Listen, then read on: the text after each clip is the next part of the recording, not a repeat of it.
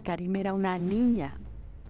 O sea, no es lo mismo hablar de un joven que secuestra que una niña, porque no le pudieron echar la culpa de que anduviera en malos pasos, no le pudieron echar la culpa que andaba de noche. Y a sus papás, pues no éramos millonarios, éramos empleados. Los detectives que contratamos, y cómo nos timaron, no nos dieron informes. Abusaron y abusó de nosotros una mujer que era mamá, porque yo sé que el peor dolor que puede tener un ser humano es el que está sintiendo, el del ser querido que haya fallecido en ese momento. Que les digo que yo en un momento escuché en mi voz que me decían ya te vas a morir, y fue cuando yo salté. Es que si no nos hubieran hecho caso, mi idea era irme a colgar del puente en WhatsApp.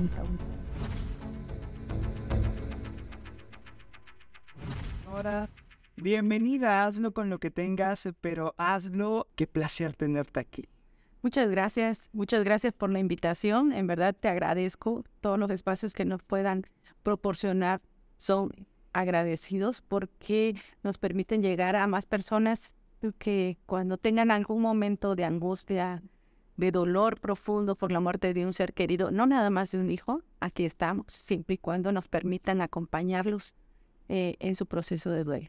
Wow, porque a veces uno espera mucho de ese núcleo cercano de la familia y a veces no siempre de ellos recibes nada, pero es increíble cómo muchas personas que no son tan cercanas a ti te pueden brindar todo en un momento tan difícil. Así es, fíjate que precisamente nosotros tratamos de llegar a más personas con esta, le llamamos cultura tanatológica, porque algo muy cierto es que cuando tú estás en un proceso de duelo, de pérdida, el duelo es asincrónico, cada quien lo va a vivir a diferente ritmo. Entonces es normal que entre la familia no se entienda y haya ese momento de incomprensión e intolerancia entre todos los miembros.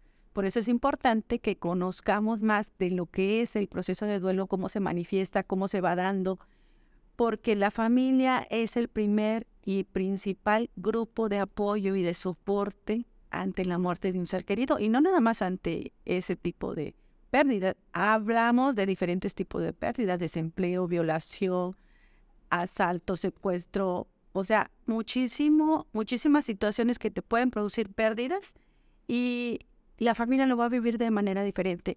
Y algo que comentamos en el grupo es de que si ni siquiera tú te entiendes, ni siquiera tú sabes qué es lo que necesitas en esos momentos, ¿cómo podemos pedir a las personas que están a nuestro lado que adivinen lo que yo quiero? Si ni siquiera yo sé qué cosa necesito, qué cosa quiero, qué me va a hacer sentir bien en esos momentos. O sea, ¿de quién te agarras, no, Nora? Exacto. Y en verdad, siendo muy honesto, admiro mucho la labor que tú y tu esposo hacen. Hay gente que tiene todo y es bien difícil, y no estoy juzgando porque hemos estado en situaciones complicadas, es muy difícil, pero la fuerza que tienes tú y tu esposo, y para llevar ya 9 años con esto, es admirable. Nora, para comenzar, quiero que hagamos una promesa que hacen todos mis invitados y mis invitadas, que prometo decir la mera neta del planeta. La mera neta. La neta, aunque no les guste mucho. Eso me gusta y eso es como un punto de referencia de que es un buen tema, porque a veces la gente espera que digamos las cosas como ellos quieren, pero no como son. O como las necesitamos, ¿verdad? Ay, qué difícil. Sí. Y sobre todo en este tipo de situaciones que manejamos, mucha gente quiere nada más que la apapachen y que le ayuden a seguir, que le den por su lado para que siga sumida en esa zona de confort y de victimismo. Y eso no es así, ¿no? Es algo que se debe trabajar. Wow. Oye, Nora, para comenzar este podcast, que creo que va a ser de mis favoritos y no debería estarlo diciendo. Ojalá. Debo de ser imparcial, pero admiro mucho el trabajo que ustedes hacen. Admiro muchísimo. Nora, ¿a qué le hacen ustedes en esta vida actualmente? Fíjate que me encantó cómo se llama, ¿no? Hazlo con lo que tengas. Pero hazlo. Pero hazlo. ¿Por qué? Porque muchas veces cuando estamos ante una crisis, o sea, decimos, es que no tengo esto y que no tengo el otro, y por eso no puedo salir. Nosotros empezamos con lo que tuvimos, que era una tragedia, una desgracia, una situación ya de por sí el secuestro, asesinato, entierro clandestino de un hijo es difícil. ¿Y qué pasa? Aparte, mi misma familia estaba involucrada, ¿no? Mi familia. Entonces dices, ¿cómo le haces para seguir? ¿Cómo empiezas a sanar y a curar la situación? Primero entre ambas familias, ¿verdad? Porque una familia es la de tu esposo y otra familia es la de la tuya, ¿no? Y cuando la tuya es la que, digamos, fue la que lastimó, la que hirió, la que planeó, ¿cómo puedes hacer? ¿Cómo vas a encontrar ese equilibrio, ¿no? ¿Qué teníamos? Teníamos una familia destrozada, una mamá que se quería suicidar, un papá que actuaba como zombie, ¿sí? Unos hijos olvidados, muy heridos, muy lastimados. De verdad, era un caos lo que teníamos en la familia, ¿no? Entonces, ¿qué empiezas a hacer? Empiezas a hacer lo poco que puedes hacer con los recursos que tú tienes y que hasta ese momento te habían servido. Pero llega un momento en el que dices, esto no me está sirviendo. Esto no me está sirviendo de nada. No es nada. O sea, No tienes, quieres no tener nada. fíjate que lo que pasa es que tienes unos recursos que te habían servido en otras crisis, pero en esta que se está presentando, en esta que es una catástrofe, o sea, que sale de las dimensiones por las que tú habías atravesado, o sea, dices, ¿qué hago? Y es cuando, de verdad, ¿por dónde empiezo a platicarte, no? Empiezo a platicarte desde que pasa el secuestro de mi hija, todo lo terrible que es, los 60 días, de que las autoridades no te ayudan, no te apoyan, no te hacen caso, te ven con desdén. De verdad, nosotros acudíamos a una subprocuraduría donde el tipo nos veía de pies a cabeza, ¿no? O sea, como gusanos. Y era tanta impotencia, dolor mezclada con enojo, pero era más el necesitar de ellos, ¿no? Te tragas todo. Casi les quieres limpiar los zapatos para que te ayuden, para que te hagan caso, porque tú dices, ¿de dónde? ¿Cómo le hago, no? Finalmente pasa todo el proceso del que estás enterado, ¿no? El movimiento social que armamos con amigos, con periodistas. Y que no nada más impactó en Coatzacoalcos, Veracruz y a nivel nacional. No sé si rebasó fronteras, Nora. Fíjate que me hablaba mucha gente de Guatemala, de Estados Unidos, nos mandaban mensajes, ¿no? Que hacían cadenas de oración por mi hija y todo. Yo creo que algo que es bien cierto es que muchas veces muchos padres que han pasado por el secuestro de sus hijos, si son jóvenes, les atribuyen que andan metidos en drogas, si son chicas que andan en malos pasos. Entonces, algo que nosotros tuvimos a favor fue que era una niña y que nosotros éramos gente común y corriente, empleados. Ni siquiera, pues luego dicen empresarios, ¿no? No, nosotros somos empleados, seguimos siendo empleados. Entonces, ¿de dónde nos agarraban para achacarnos algo malo? Porque le buscaron, ¿eh? Te quiero decir que le buscaron. O sea, cuando nosotros pues ya los investigamos y pues están limpios. O sea, ¿de qué se trata esto? No, tú vas a denunciar y al que termina investigando a ti en lugar de que investiguen a otro. Pero bueno, pasando eso todo, llega la noticia, la confirmación de algo que tu corazón ya empezaba a sospechar. Tu hija fue asesinada. Ni siquiera se acuerdan qué día la asesinaron, ¿sí? Los tipos estos. Algo que duele mucho es que dijeron que porque tenían que comprar diario pollo feliz para alimentarla, ¿no? Entonces dices, ¿cómo, no? Y llega el momento en que te dan la noticia, Dios mío, todo por lo que habías estado luchando, toda la adrenalina esa que traías, ¿no?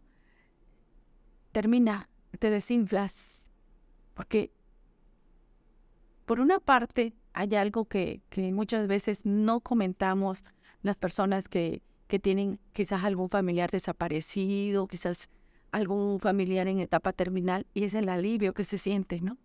Aunque sea crudo. Sí, es algo que debemos admitir. Mi esposo y yo sentimos alivio cuando nos dijeron que ya habían recuperado el cuerpo de mi hija. Y eso quizás mucha gente no lo entienda, pero la persona que tenga un familiar que está sufriendo y alguien que tenga a un familiar desaparecido, del que no sabe cómo está, si lo están lastimando, torturando, violando, es algo que ellos se pueden entender cuando dices, no tengo ningún cuerpo al que llorarle.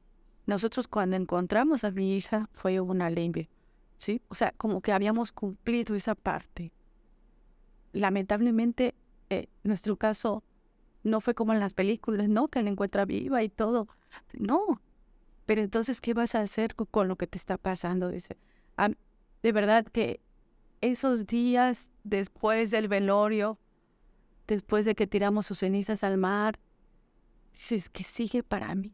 Claro. Y lo único que ves es ese punto negro. Únicamente ves esa pieza del rompecabezas que te falta, pero no ves las otras 999 piezas, ¿no? No las ves, porque así tienes tu mirada de túnel, ¿no? O sea, no ves nada más. Para ti, todo se ha acabado. Y entonces, un día recibes un mensaje donde una doctora, que es la mamá de la mejor amiga de Karime, me dicen, Nora, tus hijos necesitan apoyo tanatológico, necesitas llevarlo con una tanatóloga. Mis hijos habían asistido con una psicóloga infantil porque ni siquiera yo sabía qué significaba la palabra o que existía la palabra tanatología.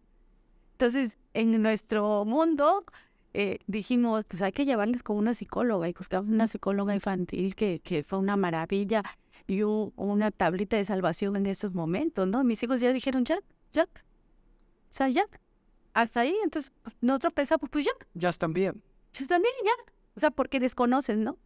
Y entonces me dicen eso, y de verdad yo les digo, para mí el momento más difícil, mi hija Karime, Alejandra, tenía 5 años, era la chiripita. Mi hija fue la chiripa, ¿no? Porque ya eran 2 hijos y ya, hasta ahí. Pero pues no se fue la fábrica, entonces pues se nos chispoteó por situaciones ahí que si no me voy a tardar mucho en este podcast. Bueno, Es tuyo, así que no entonces, por situaciones, pues quedé embarazada, ¿no? Entonces, y también eso les comento, o sea, mi embarazo no fue de que, ay, qué padre, estoy embarazada. No, fue de, ¿qué? Yo no me quería ya embarazar, yo ya estaba bien con 2 y que no sé qué. Hasta que mi esposo me dice, oye, ¿qué te pasa? Dice, estás trayendo un nuevo ser. Hay vida en ti, ¿por qué estás así? Entonces yo reaccioné y digo, bueno, sí, pero o sea, yo estaba enojada porque otra vez empezar, ya no, pues generalmente guardas que la carriola, porque viene el otro, porque la cunita, o sea, no teníamos nada, era volver a empezar otra vez. Entonces, pues yo ya había descansado de los pañales, mi hija tenía 5 años, ya estábamos volviendo a ser como novios otra vez, ya libres, ¿no? Ya los hijos ya más grandes, libres. Sí, entonces cuando me dice volver a empezar, pues... Y esta niña... Y nos revoluciona. Para empezar, al mes se nos enferma de neumonía, ¿no? Casi meningitis. Entonces, 15 días en el hospital fue algo muy difícil, ¿no? Muy, muy difícil. También alguna vez en una confirmación de mi otra hija de América, se fue a la alberca y nadie la vio, pero mi hijo sí la vio y se metió a sacarla, a salvarla. O sea, alguna vez también, era tremenda, Karime. Se tragó un pedazo de plástico, estaba morada, se la llevan al doctor y ya cuando llega ya se le había pasado, ¿no? Ya, o sea, se salvó. Hubo muchas situaciones en las que mi hija estuvo al borde de la muerte.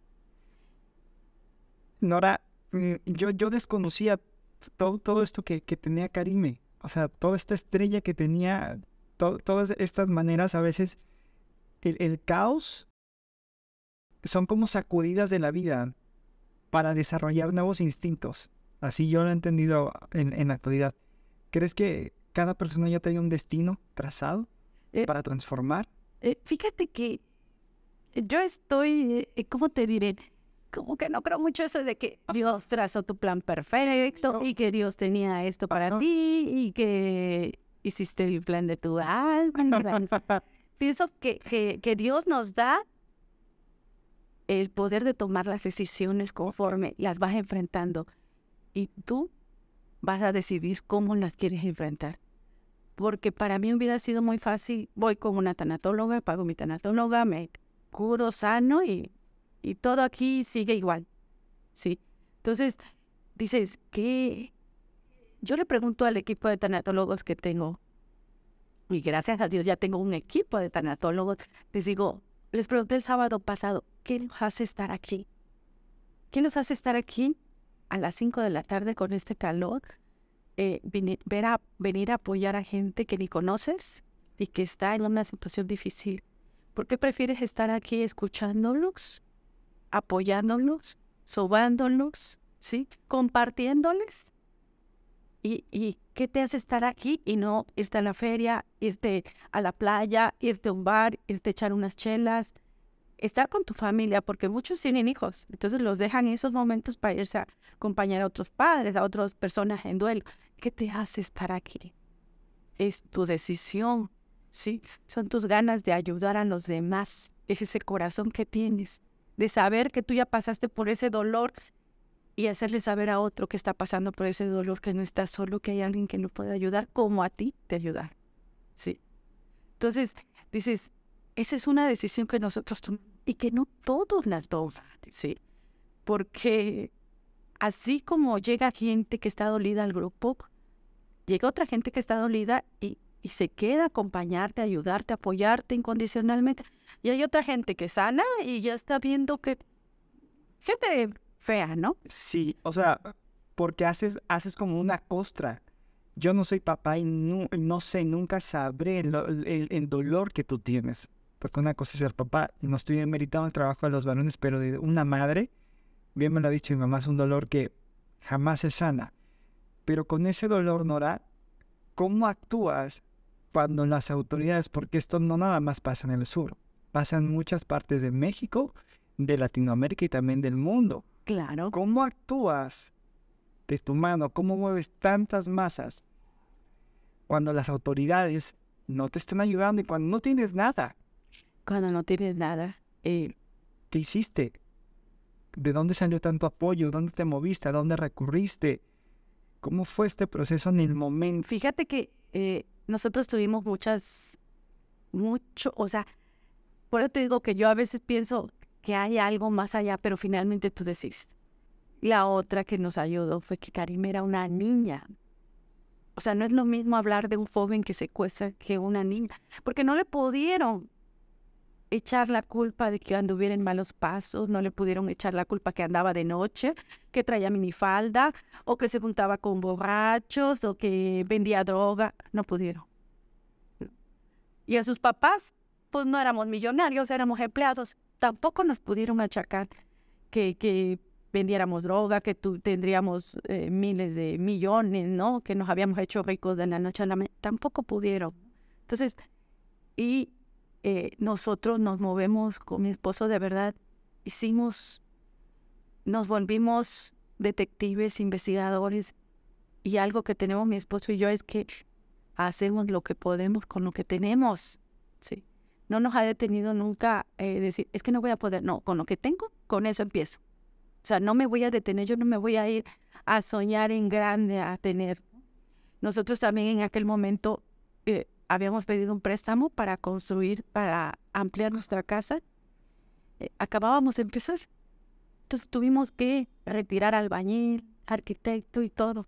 Ese dinero que habíamos pedido para ampliar nuestra casa fue lo que nos sirvió para poder movernos en ese tiempo con lo de Karim. Y hacer la chamba que las autoridades no quisieron hacer, porque se ha vuelto ficción estas historias de las mamás en el norte de Miriam, que fue una mujer que murió buscando a su hija. Se ha vuelto ficción, pero tenemos la realidad aquí que también ustedes lo hicieron. Y nosotros lo hicimos y realmente, mira, tanto en las autoridades como en los particulares hay gente sin escrúpulos. A nosotros no tienes idea los detectives que contratamos y cómo nos timaron, no nos dieron informes. Abusaron y abusó de nosotros una mujer que era mamá, que se lo dije. O sea, apiádate de nosotros porque tú eres madre. No se apiadó, ¿no? Para ellos lo importante es el dinero. Y es donde tú dices, hay gente tan mala, pero también hay gente muy buena. O sea, hay gente muy buena que nos ayudó con el corazón. Y te voy a contar una anécdota de uno de los albañiles que nos conoce desde que empezamos la casa donde vivimos, que nos hizo la remodelación y que él se acercó con nosotros, estaba trabajando con y se acercó con nosotros. Él conocía a mi hija desde que nació y nos dijo, oiga, patrones, dice, yo no tengo mucho, dice, tengo 5,000 pesos en Banco Azteca, pero si le sirven, cuente con ello. O sea, entonces, ay Dios mío, o sea, esa gente, imagínate lo que representaba para él ese dinero y que fuera a ofrecértelo en ese momento. O sea, dices, es gente que tiene un corazón hermoso, ¿no? Así como la detective o los detectives que nos quitaron el dinero. O sea, sí hay gente también buena, que esa hay que rescatarla, ¿no? Y sigue siendo nuestro amigo este señor, siempre nos llamamos para todo.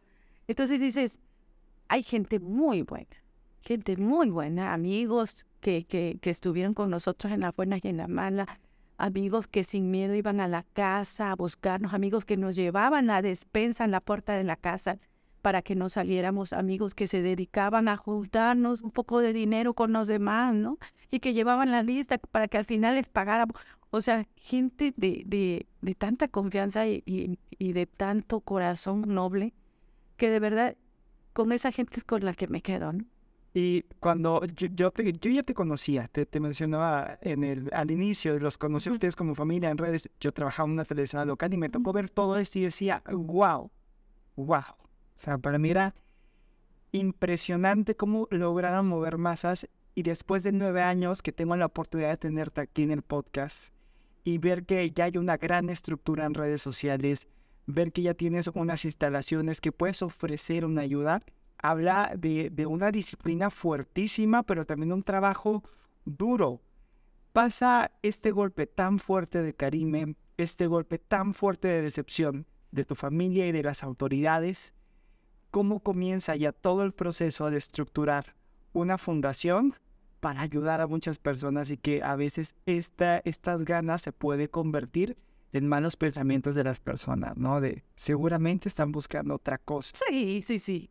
Fíjate que en un principio, ¿cómo empieza? Porque yo tengo esas ganas ese deseo de dejar de sufrir, ¿sí? Dejar de sufrir, no de dejar de vivir, pero lo confundes. Y entonces yo me llevaba mis pastillas para suicidarme, ¿no? O sea, ¿por qué? Porque en las mañanas era lo más difícil para mí, porque mi hija, que te estaba contando que era la más chiquita. Entonces mis hijos ya iban en primaria y secundaria y ya se iban más temprano a la escuela. Mi esposo se los llevaba. Yo me quedaba con Karime porque yo entraba más tarde a trabajar. Entonces me quedaba con ella, la pasaba a dejar al colegio y de ahí me iba a trabajar. Entonces, todo ese tiempo que yo me quedaba sola ahora, ¿qué hacía con ese tiempo? Si ese era mi tiempo, que yo despertaba a Karime, jugaba un ratito con ella, la bañaba, la peinaba, la vestía, y me la llevaba platicando con ella y la pasaba. ¿Qué hacía con ese tiempo? Entonces yo me subía a diario mi vaso de agua y tenía mis pastillas que me habían dado para los momentos del secuestro, la depresión y todo eso. Entonces yo veía las pastillas y decía, me las voy a tomar. Entonces, realmente pasa algo que mucha gente a lo mejor ya luego ya casi ni me gusta contarlo, porque les digo que yo en un momento escuché en mi voz que me decían, ya te vas a morir, y fue cuando yo salté y dije, mi chape, mi ame, son mis hijos. Le digo así de cariño, le decimos así de cariño. Entonces yo salté y le digo a mi esposo, la verdad no pensé en ti, pero yo salté así de que, decir, ¿qué va a ser de mis hijos, no? Y en ese momento yo me levanté y dije, tengo que hacer algo. Me levanté así como zombie, pero me fui a caminar. Eso me ayudó a mí, salir a caminar. Aparte, cuando me dijeron eso de tanatología, me dediqué a buscar en internet. Y encontré que había un grupo de padres en Veracruz. Pudimos ir 3 veces, pero ya no pudimos ir más. Entonces, a los 15 días yo ya estaba en Veracruz, en la primera reunión de grupo. Pues te digo, haz lo que puedas con lo que tengas. No había en Coatzacoalcos, pero yo no iba a decir, ay, en Coatzacoalcos no hay, ¿qué voy a hacer? Pues yo tenía el recurso para poder ir a Veracruz. Pues nos fuimos. Obvio, no pudimos hacerlo mucho tiempo. Entonces, cuando yo ya no puedo ir a Veracruz por el trabajo, por los recursos, digo, voy a hacer uno aquí en Coatzacoalcos. Entonces, cuando yo digo eso, ahí empieza la gente, ¿verdad? Que te tiran a loca y te dicen, no, tú no puedes, necesitas mínimo 1 año de duelo para que puedas abrir un grupo. Yo digo, bueno, ¿y por qué no? Y entonces digo, pues voy a estudiar para abrir mi grupo. Entonces empiezo y gracias a Dios abrí una certificación con una persona que fue la que inició la primera plática que dimos en Coatzacoalcos, Mari Carmen Castro, a quien le estamos eternamente agradecidos. Y y que decimos, bueno, pues ya empezamos, ¿no? Y le digo, ¿sabes qué? Quiero abrir un grupo porque estoy muriéndome en vida y yo creo que el grupo me va a ayudar, me va a sanar, me va a salvar. Y me dice, Nora, cuenta conmigo. A 2 meses de que había recuperado el cuerpo de mi hija. Nora, 2 meses es fuerte. ¿Cuál fue el porcentaje de gente que en 2 meses dijo, wow? ¿Y cuál fue el porcentaje de gente que en 2 meses empezó a criticar y a juzgar? No, pues ese porcentaje de gente siempre hay, porque nos decía, también una periodista me lo dijo, ay, dice, nada más falta que a rato ya se quiera ir lanzarse a la política, ¿no? Y hubo otra gente que me dijo, ay, una fundación, ¿cómo crees? Dice, necesitas tener mucho dinero para hacer una fundación. Entonces, dice, ¿cuánto vas a durar? 1 año, 2 años con la fundación. Entonces, está bien, porque con la gente que tienen a su alrededor eso ven, pero no nos conocían a nosotros, ¿verdad? Y no conocían el trasfondo.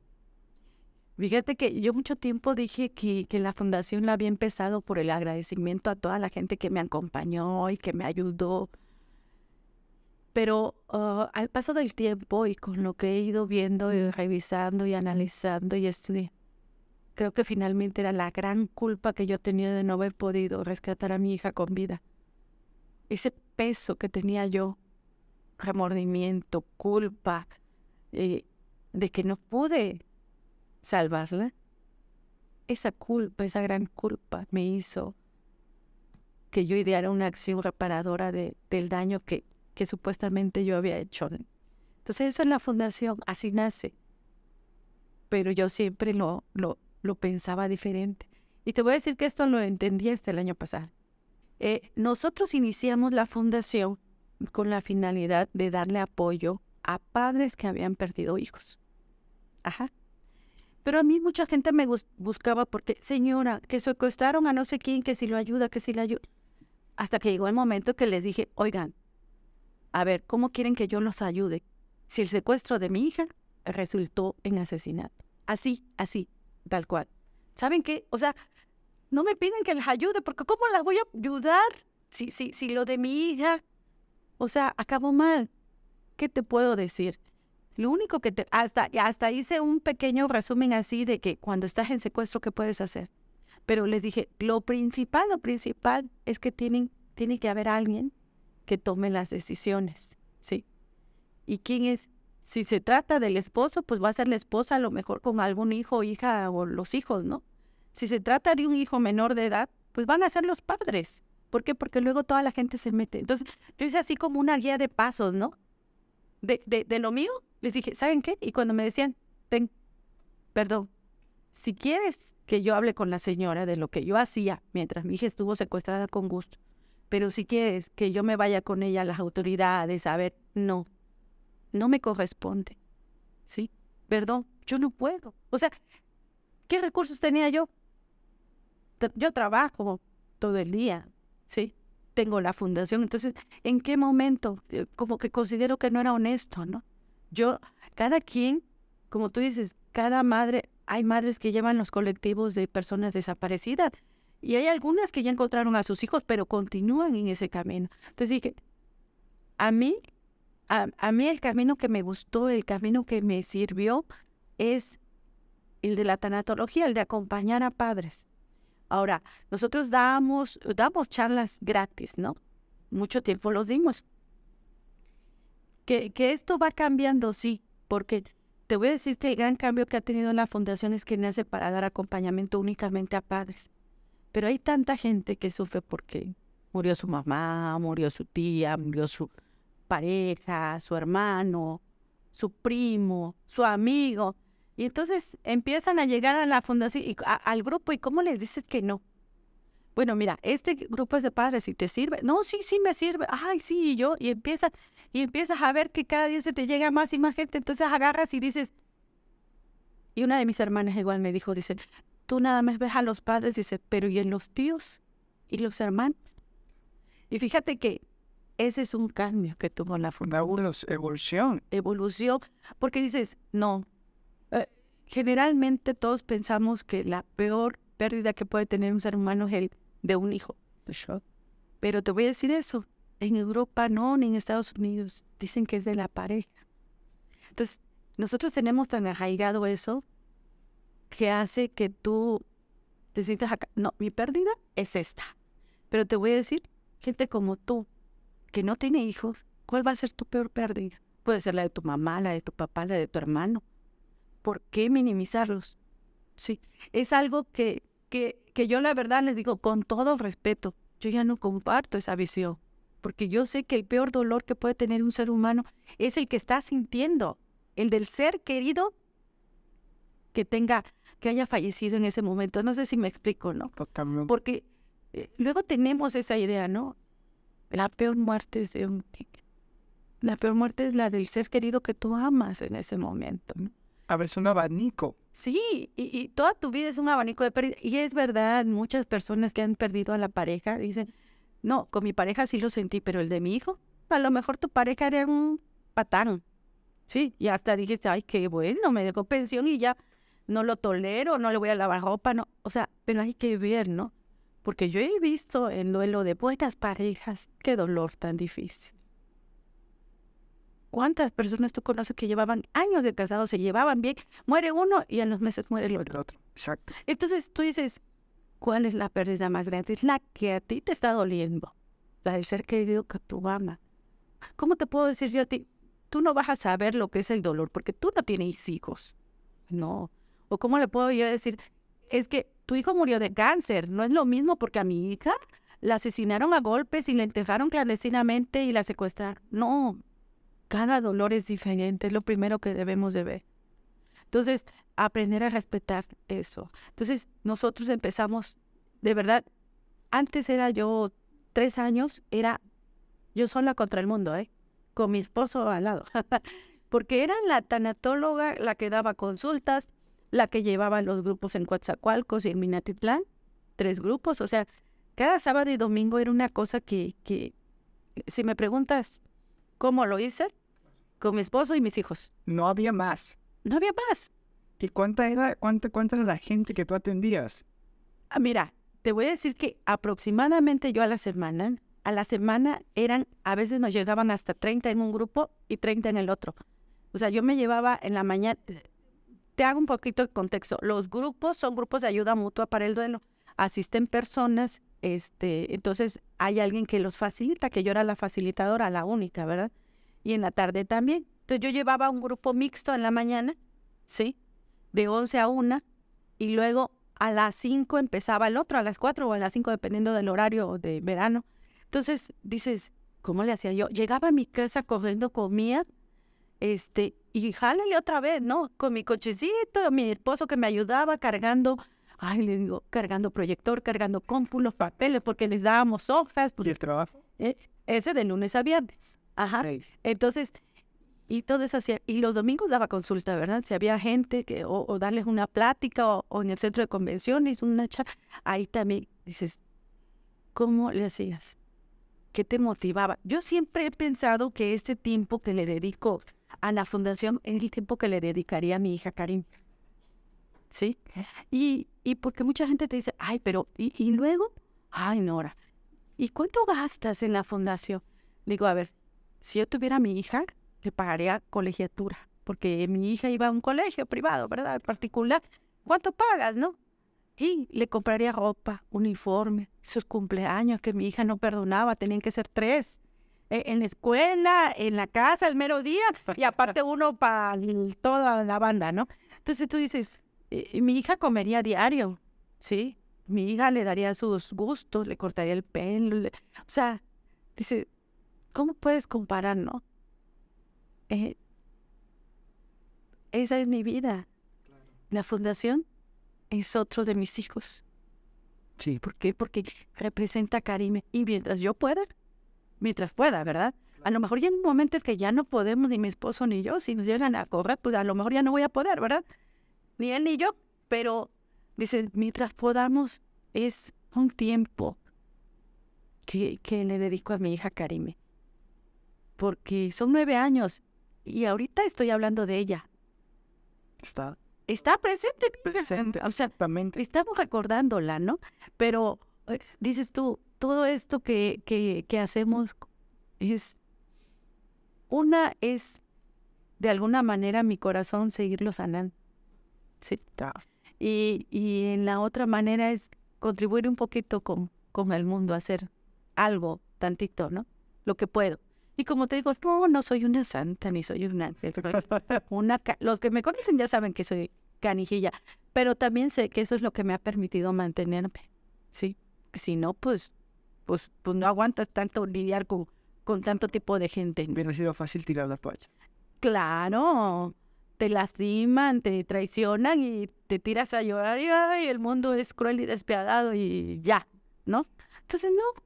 Nora, ¿cuál crees tú que tiene que ser el deber ser de las fundaciones? Porque fundaciones en todo el país hay muchísimas, pero creo que tú eres una portavoz de cómo llevar una fundación desde el verdadero corazón.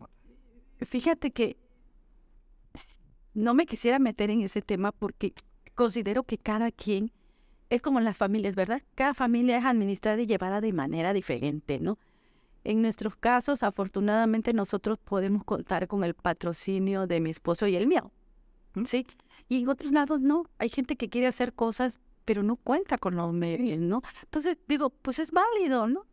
Y que se dedican a eso y que reciben, o sea, por medio de la fundación reciben un sueldo y es válido, ¿no? Okay. Dice, que, bueno, pues no tiene trabajo. Nosotros afortunadamente tenemos un trabajo. Entonces, pero hay otras que lamentablemente la gente nada más lo quiere como un medio de subsistir. Y si le llegan 200 pesos, donan 10, se sacan miles de fotos y los otros 190 se quedan con ellos. Finalmente dices, bueno, pues su trabajo están haciendo, ¿verdad? Hay gente que le cree y es... yo me abstengo. A mí no me gusta como que hacer, como dice, como match con otros tipos de asociaciones que sean políticas. Okay. Trato de mantenerme fuera de la Pero política. se han llegado, sí, han acercado a ti, Nora. Mira, cuando tienes una asociación que tiene para donativos deducibles de impuestos, llega mucha gente ofreciéndote un dinero, pero que tú nada más tanto y le das el recibo por tanto. Sí pasa, es muy común esto, Nora. Fíjate que antes sí me llegaba mucha gente ofreciendo ese tipo de ¿cómo se llama? Intercambio, pero la verdad... En una factura, me imagino. Entonces le decía, ¿sabe qué? Aquí no puedo. No puedo porque, digo, tengo una contadora que es... me trae... No, y la verdad, dijo, mi tranquilidad vale mucho para estar en ese tipo de situaciones, ¿no? Entonces dice, finalmente, mira, nosotros, ¿qué es lo que más necesitamos? El tiempo de la gente. Eso no lo pagas con él. ¿Sí?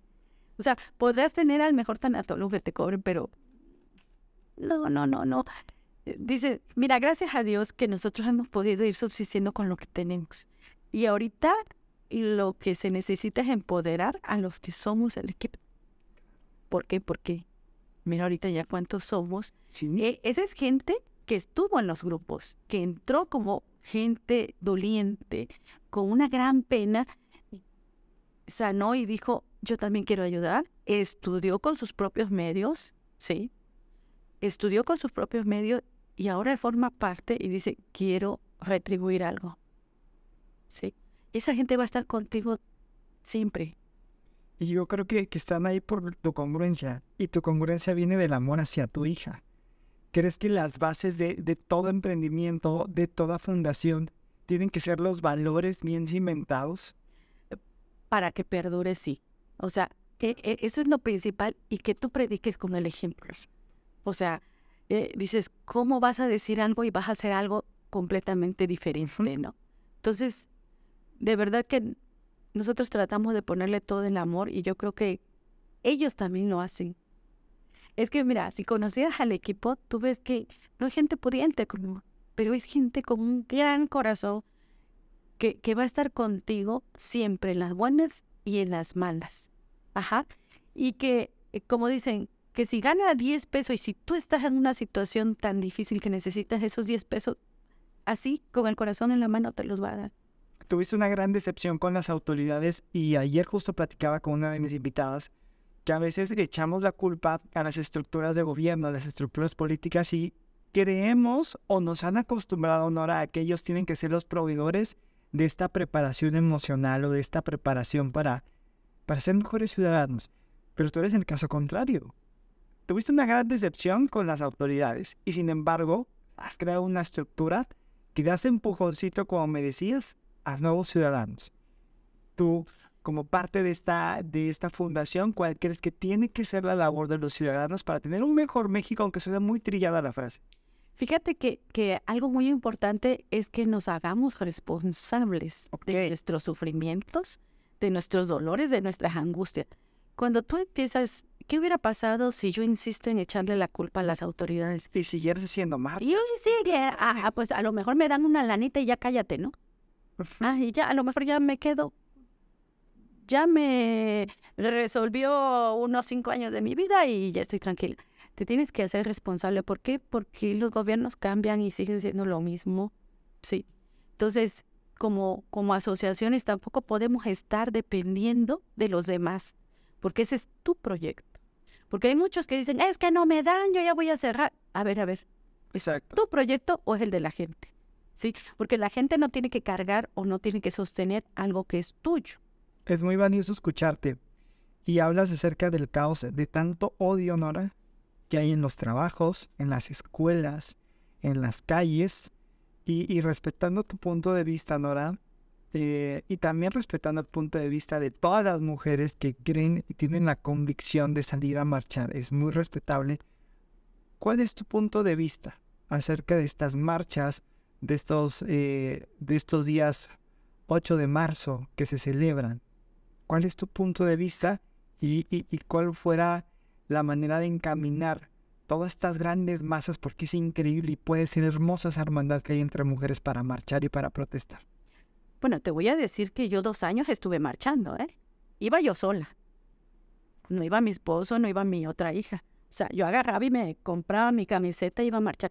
Iba yo a marchar por mi hija, por Karime, porque a mi hija la asesinaron. Sí, y no tuve apoyo de las autoridades hasta que tuvimos que salir a marchar. Yo marcho y seguiría marchando porque escuchen a otras madres que están en la misma situación en la que yo estuve. ¿Sí? Yo no marcho a favor ni en contra del aborto. Yo marcho apoyando, acompañando a madres, a personas que han sido víctimas. Sus mujeres, a cualquiera, a los hijos. Porque, y no es nada más por las mujeres, yo también marcharía si fuera de los hombres, ¿no? Pero yo acompaño solidariamente a las personas. Y créeme que cuando estás ante una situación en la que no te voltean a ver, en la que existen oídos sordos para tu desgracia, es que si no nos hubieran hecho caso, mi idea era irme a colgar del puente, Cuatzaún. Así estaba yo desesperada porque las autoridades no nos hacían caso. Entonces tú dices, que pintan monumentos y eso. Hay que estar ahí.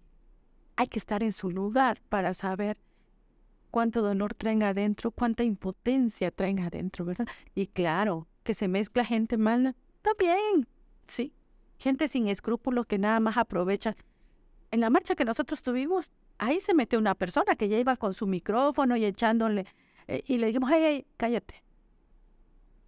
Y si vas a estar con esas encomiendas y esos gritos, fuera de la marcha. Sí, pero lamentablemente en esas marchas del 8 de marzo son, o sea, tremendas. O sea, ¿cómo vas a controlar?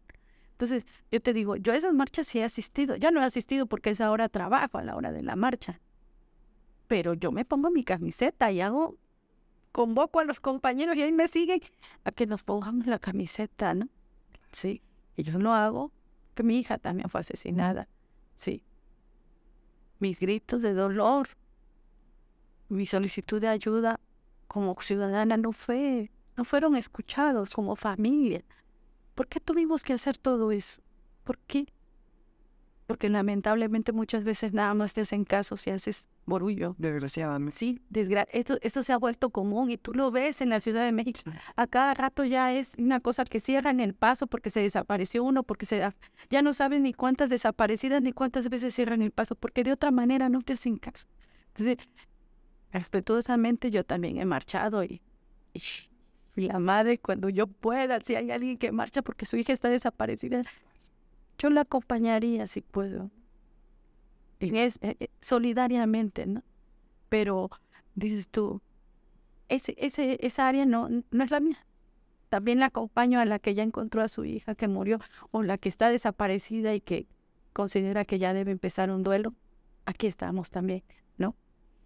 Y me encanta cómo puedes combinar y hacer una dualidad entre también alzo la voz, pero también estoy aquí acompañando con un grupo de personas. Eso es oro puro. Sí, porque te digo, yo, ¿qué les puedo decir a esas madres que veo, no? Al papá que trae que la manta de su hija te transportas y dices, Dios mío, yo pudiera estar ahí.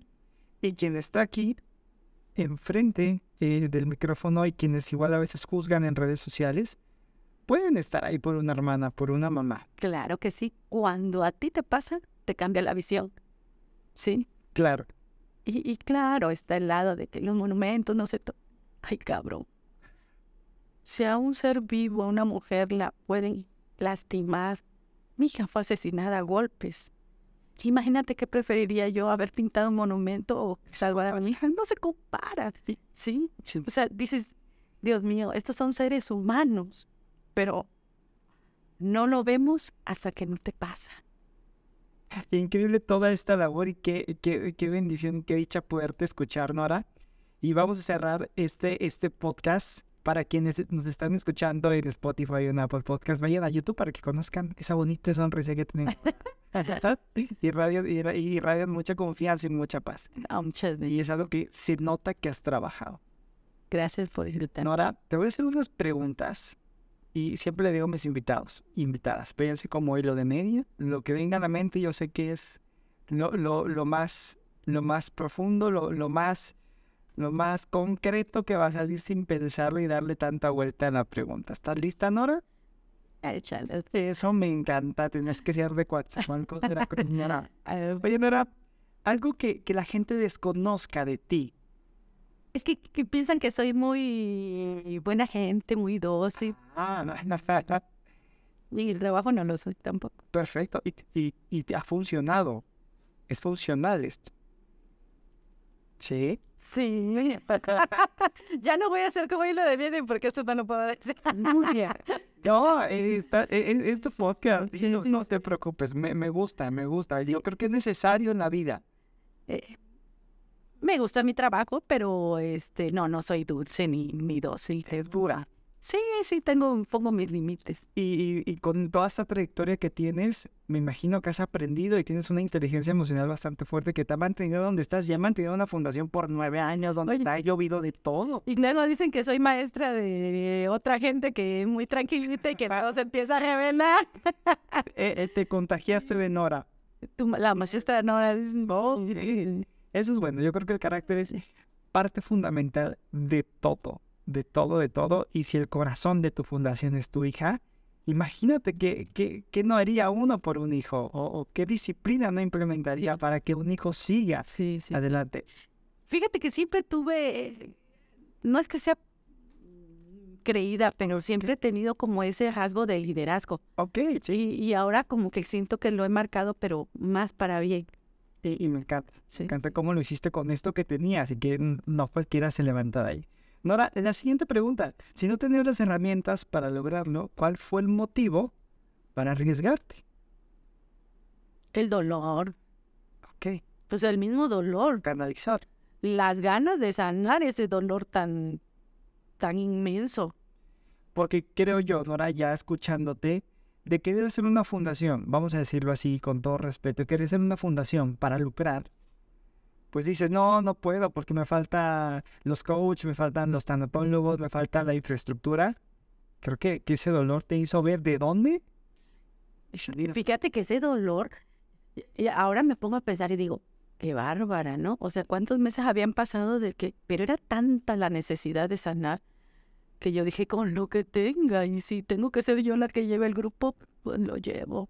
Porque para mí es algo que no platicamos, pero fue maravilloso llegar al grupo de Veracruz, al grupo de Padres en Duelo en Veracruz al que fui, y fue algo tan sanador que yo dije, lo necesito. Y cuando me dicen, no, no puedes, hasta en un año, dije, no, yo tengo que hacer algo aquí. Y cuando me dice Mari Carmen, si me necesitas, me lo he hecho.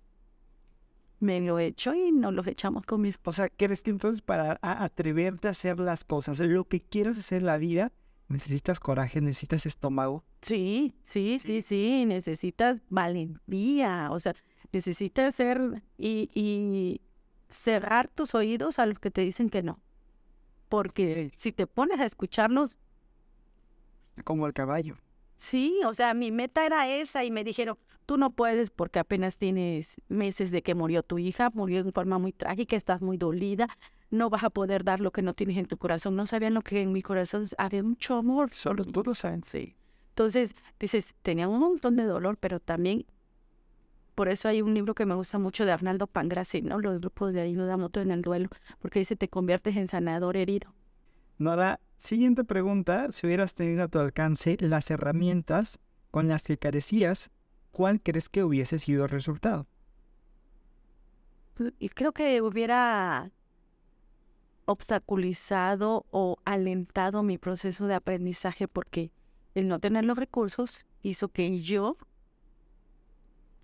me motivara a prepararme profesionalmente para dar esa atención que yo quería. Porque había una carencia. Porque había una carencia. Entonces, como dices, en un momento ahorita lo puedo pagar, pero no voy a poder pagar eternamente tanatólogos y coach que vengan a darnos pláticas. Entonces, me tengo que preparar yo.